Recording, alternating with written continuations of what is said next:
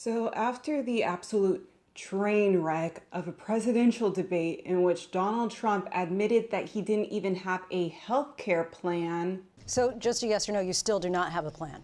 I have concepts of a plan. I'm not president right now. Taylor Swift took to Instagram to endorse Kamala Harris and Tim Walz. For everybody out there who's saying, oh my God, I don't care who asked for her opinion, Donald Trump did. She said it right there in the Instagram post. Recently, I was made aware that an AI of me falsely endorsing Donald Trump's presidential run was posted to its site, blah, blah, blah. No, not blah, blah, blah. That part is actually pretty important. And the simplest way to combat misinformation is with the truth. And I don't understand this bitchy mean girl face of, oh my God, you want to combat misinformation with the truth? Donald Trump lied about having her support. He spread misinformation to his audience. Taylor Swift has every right to correct that misinformation and say, no, I am not supporting Donald Trump. This is who I'm actually supporting and why. This is a pretty benign endorsement. She tells us why she is supporting Kamala Harris and Tim Walz, and especially highlights how much she likes Tim Walz, but she does so without openly bashing Donald Trump. There is the implication that he is the chaotic one. And then the childless cat lady sign off definitely was her throwing shade to JD Vance. We're effectively run in this country via the Democrats, via our corporate oligarchs, by a bunch of childless cat ladies who are miserable at their own lives and the choices that they've made, and so they want to make the rest of the country miserable too. But it was more of a subtle shade. People who do not follow politics would not know what that means unless they actually looked it up. He doesn't just say that being a parent gives you, an important role as a citizen, which I agree with, or that it gives you unique perspective on the future. It's that not being a parent makes you less. Like somebody calls out that, look, if you're a miserable cat lady, you should not force your misery on the rest of the country. They just get really upset about it. And I think, by the way, Tucker, it's a good thing that they get upset about it. This is very different in contrast to Billie Eilish and Phineas. Today is National Voter Registration Day, and we are asking you to please join us in going to iwillvote.com to check your status and vote early like we do.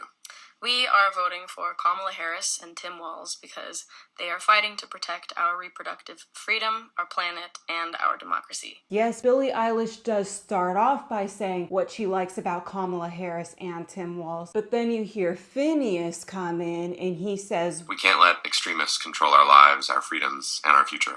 The only way to stop them and the dangerous Project 2025 agenda is to vote and elect Kamala Harris.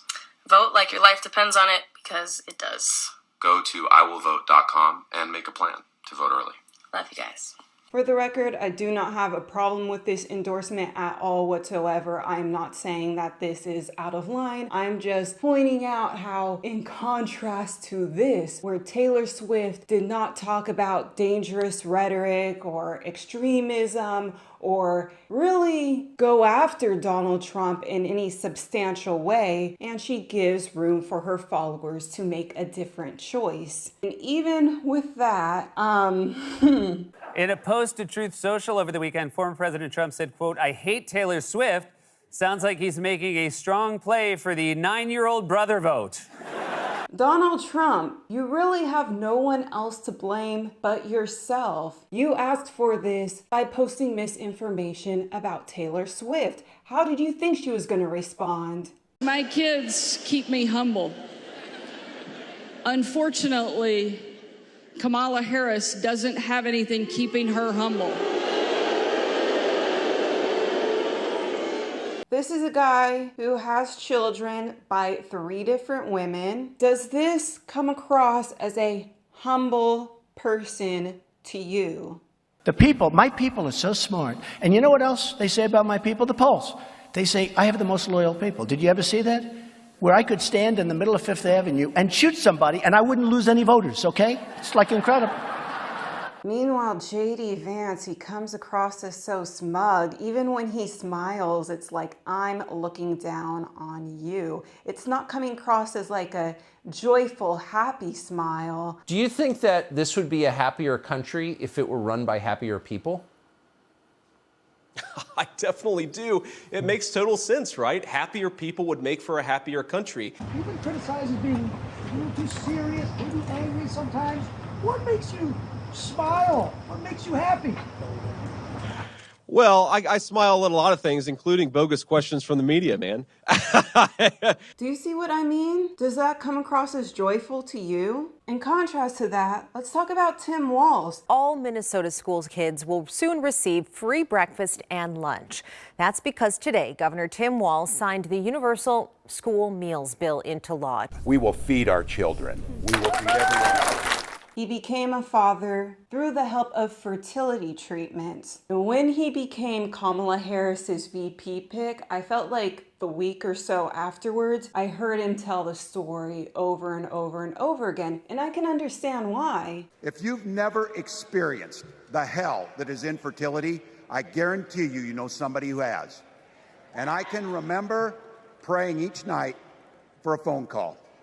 The pit in your stomach when the phone would ring, and the absolute agony when we heard the treatments hadn't worked. When he talks about how he struggled to start a family, it's showing, hey, if you are also struggling with infertility, I understand what you are going through. But he doesn't say all of this in a way that comes across as judgmental for people who cannot have children or who have chosen not to have children or who maybe even want children in the future, but right now they remain childless cat ladies. It took Gwen and I years, but we had access to fertility treatments. And when our daughter was born, we named her Hope. Hope, Gus, and Gwen, you are my entire world, and I love you. He is expressing his love for his children, how they bring him so much joy. They mean everything to him. And he's able to relay this message without weaponizing his family. That is very different from J.D. Vance. Well, I smile at a lot of things, including bogus questions from the media, man. I mean, look, I think if you watch a full speech that I give, I actually am having a good time out here and I'm enjoying this. But look, sometimes you got to take the good with the bad.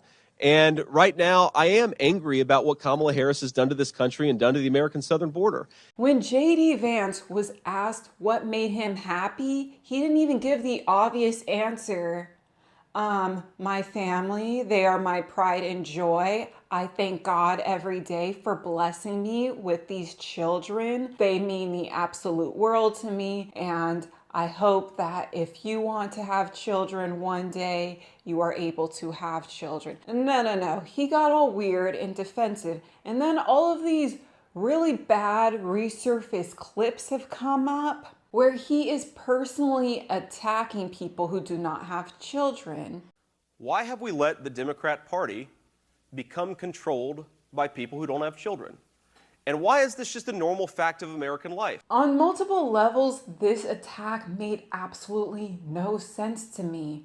If I were to think about the politicians who are running the Democratic Party, I would think of Nancy Pelosi, Chuck Schumer, Dianne Feinstein, who is still alive at the time. People who've been involved in the Democratic Party for decades. Senate Majority Leader, Speaker of the House. They have had long careers that started before Pete Buttigieg and AOC were even born. Look, what I was basically saying is that we're effectively run in this country via the Democrats, via our corporate oligarchs, by a bunch of childless cat ladies who are miserable at their own lives and the choices that they've made, and so they want to make the rest of the country miserable too. And it's just a basic fact. You look at Kamala Harris, Pete Buttigieg, AOC, the entire future of the Democrats is controlled by people without children. At the time, AOC was like really fresh into her second term. She's not leading the Democratic Party. I know she's popular. She just got started with her political career and she was in her early 30s. I don't know what her plans are with regards to having children because I do not care. And I don't want to get into like fertility and talk about what could be happening there, but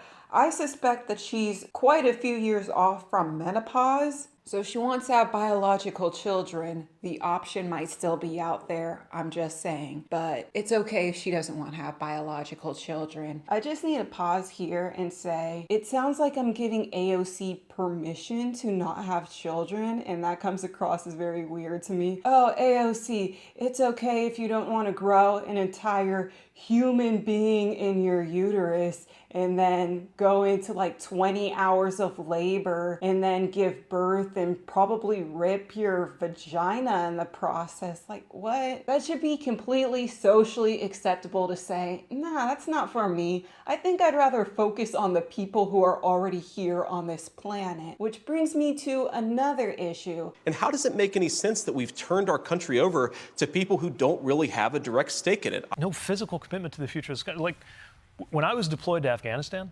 I didn't have kids back then, right. But I will tell you, especially when there was a rocket attack going on, my commitment to this country felt pretty physical. Both Pete Buttigieg and Kamala Harris, they do not have biological children. Kamala is a stepmother, and that is very much a legit form of parenting, and Buttigieg adopted his children. I'm sure everybody goddamn knows this, but if this is news to you, Pete Buttigieg is gay, so it's a little bit more difficult for him to have children. You know, the really sad thing is he said that after Chasten and I had been through a fairly heartbreaking setback in our adoption journey. He couldn't have known that, but maybe that's why you shouldn't be talking about other people's children. JD Vance would later pull one of those, oh, I'm so sorry that you were offended, and then talk about how, oh, well, when I was attacking these specific people for not having children, I was actually saying that it's so hard to have children. I just want women to have more choices. I've seen that very personally in my own family, and I think it's something that is broken about our country. Let me zoom out a little bit. And you're calling it a sarcastic comment. Sure. And yet, some women, and you got the feedback in real time, felt like it was a gut punch to them personally. Do you regret making that comment? Look, I regret certainly that a lot of people took it the wrong way. There is a way to advocate for people who want to have children, but they can't because there are obstacles in their way. You can say, hey, I know that you are dealing with these, and these obstacles in having children. This is what I want to do to help you overcome those obstacles. And again, when Tim Walz talked about his own obstacles in having a family, that helps people who want to have children or who are struggling to have children, that help them identify with him in ways that they're clearly not identifying with JD Vance. Now even more comments have emerged where, again, it goes against this defense that he's trying to bring up. Like, you just took my words out of context. I was really advocating for families rather than dissing people who do not have families. He was attacking people who choose to become teachers when they don't have children of their own, even though teachers do not get paid nearly as much money as they should. Teachers take care of other people's children all day long. You think it's hard to have 2 or 3 children? Imagine taking care of 20. Then candidate Vance went after a teachers union leader who didn't have kids. You know, so many of the leaders of the left, and I hate to be so personal about this, but they're people without kids trying to brainwash the minds of our children. If she wants to brainwash and destroy the minds of children, she should have some of her own and leave ours the hell alone. Does this not apply to the Catholic Church? You have priests and you have nuns who took a vow of celibacy so that they do not get married and have children of their own. And yet, here they are talking to children about God. There are people who recognize the amount of love and devotion and sacrifice that it takes to become a parent, and they say, I want to channel all of that into the people who are already here. So maybe they might become nuns, maybe they might do other humanitarian work, go into politics, try to make a difference and help people who are already here. Why shame that? Why shame that, especially if you don't have a good childcare plan? How will we lower the cost of daycare? It's such an important question, Charlie. And I think one of the things that we can do is make it easier for family models to choose, or for families to choose whatever model they want, right? So one of the ways that you might be able to relieve a little bit of pressure on people who are paying so much for daycare is make it so that maybe like grandma or grandpa wants to help out a little bit more. Yeah, just ask grandma and grandpa. Wait, what if grandma and grandpa have dementia? What if grandma and grandpa are still working and can never retire? What if grandma and grandpa break a hip running after some very energetic 3-year-olds? Not all grandmas and grandpas can keep up with 3-year-olds. It's absolutely ridiculous. When it comes to this quote unquote anti-child rhetoric on the left, what people on the left are actually saying is, you do you, I do me. Sometimes people do say becoming a parent takes a lot of sacrifice, and I'm not down for that. Better for them to just not be parents anyway than hope that they become parents and then they'll have an epiphany and then make all of the sacrifices that are necessary to become good parents. The girl also said that her dad had left her and her siblings in the car 59 times. I apologize in advance for how dark this is going to get, but have any of you been following that story from Arizona of that dad? 37-year-old man-child decided to allow his car to be his babysitter. He left his 2-year-old in the car knowingly. It's not that he forgot that she was there. So he could go inside and play on his PlayStation for 3